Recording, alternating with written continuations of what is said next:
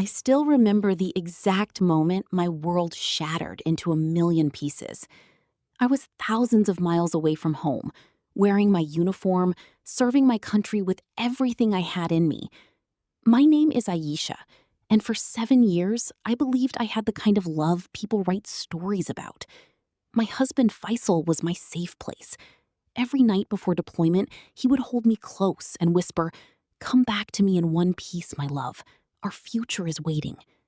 I trusted him completely. While I was away on a long overseas assignment, I would call him whenever I could steal a few minutes. His voice was my anchor in the middle of chaos and uncertainty.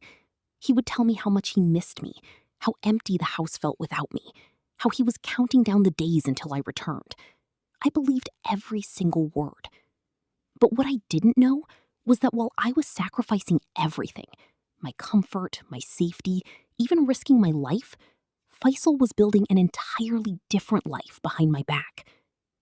It started with small things I ignored because I was so focused on my mission. Messages that came at odd hours, his voice sounding slightly off during calls, the way he would sometimes rush to end our conversations. I told myself it was just the stress of being apart.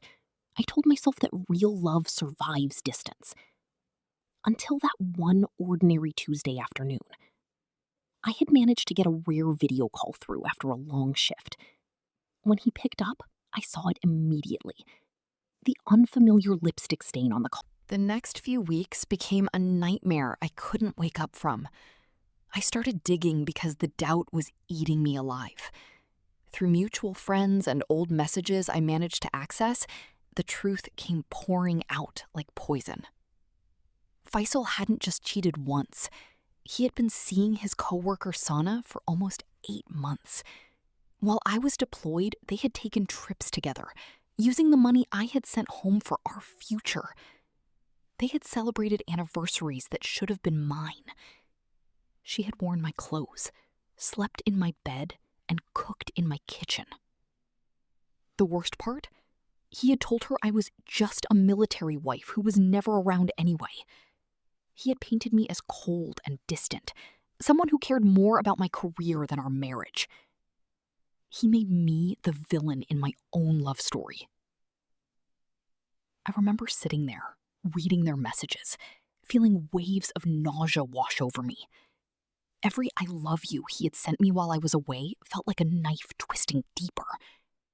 Every promise, every "I can't wait to hold you again." All lies. While I was facing real dangers, worrying about him, praying for his safety every single night, he was busy betraying me in the most intimate way possible. The betrayal didn't just break my heart. It broke my trust in everything. In love, in people, in myself. I questioned every... When my deployment finally ended and I flew back home, I didn't rush into his arms like he expected. I had already changed the locks on our house 2 weeks earlier with the help of a trusted friend. I had moved all my important documents and half of our joint savings into a separate account. The day I confronted him, he came home from work with flowers, probably expecting a tearful reunion. Instead, he found me sitting calmly in the living room with printed evidence spread across the table. Messages, hotel receipts, photos, bank statements. His face went white when he saw it all. "Aisha, baby, I can explain." "Don't," I said softly, my voice steady even though my heart was racing. "You explained enough in those messages.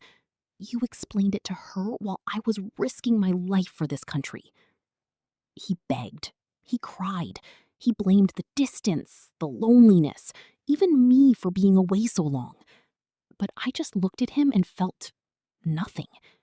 The love that once burned so brightly had turned to ash. My revenge wasn't loud or violent. It was precise and final.